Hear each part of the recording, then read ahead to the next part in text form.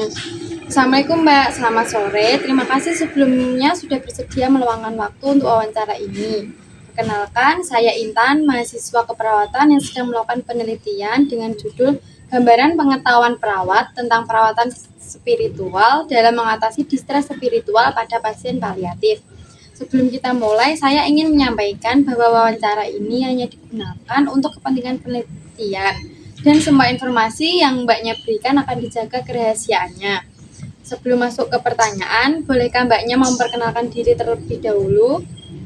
Terima kasih ya Mbak. Assalamualaikum warahmatullahi wabarakatuh. Perkenalkan, nama saya Perawat Andin. Pendidikan saya S1 Keperawatan Nurse.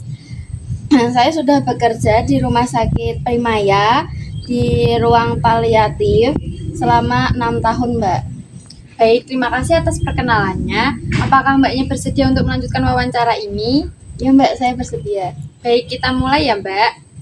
Ya. Menurut Mbaknya, apa yang dimaksud dengan perawatan spiritual pada pasien paliatif? Menurut saya, perawatan spiritual adalah upaya membantu pasien untuk memenuhi kebutuhan spiritualnya agar lebih tenang, mendekatkan diri kepada Tuhan, dan menerima kondisi penyakitnya yang diderita sekarang. Baik. Pertanyaan selanjutnya ya Mbak, menurut Mbaknya apa yang dimaksud dengan distres spiritual? Menurut saya, distres spiritual itu adalah kondisi ketika pasien mengalami gangguan dalam keyakinan atau hubungan dengan Tuhan, seperti merasa putus asa, kehilangan makna hidup, dan merasa bersalah. Apakah pasien paliatif sering mengalami distres spiritual? Ya, cukup sering Mbak itu, karena kondisi penyakit yang berat membuat pasien merasa cemas, takut, dan tidak berdaya. Dari pengalaman Mbaknya selama bekerja di rumah sakit, apa saja sih tanda dan gejala distres spiritual yang biasanya Mbaknya temui pada pasien paliatif?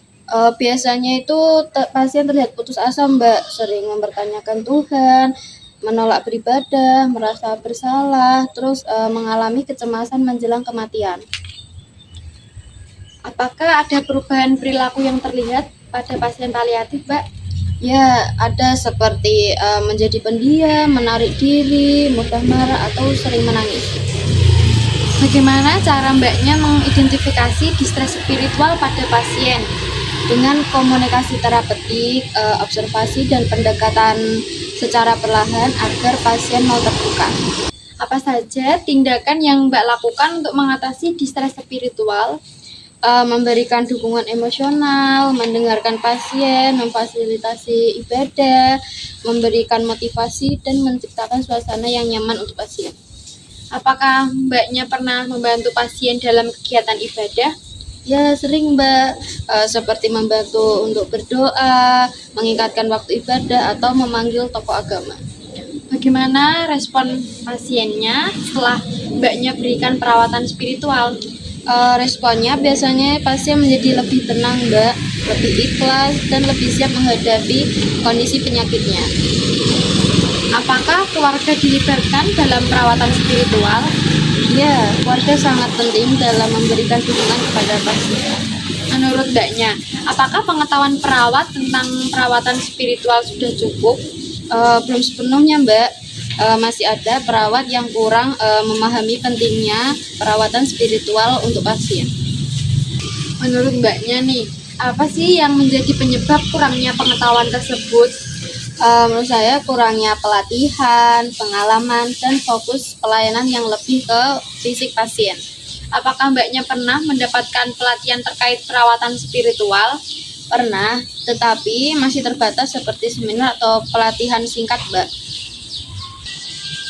Apa tantangan dalam memberikan perawatan spiritual ya Mbak?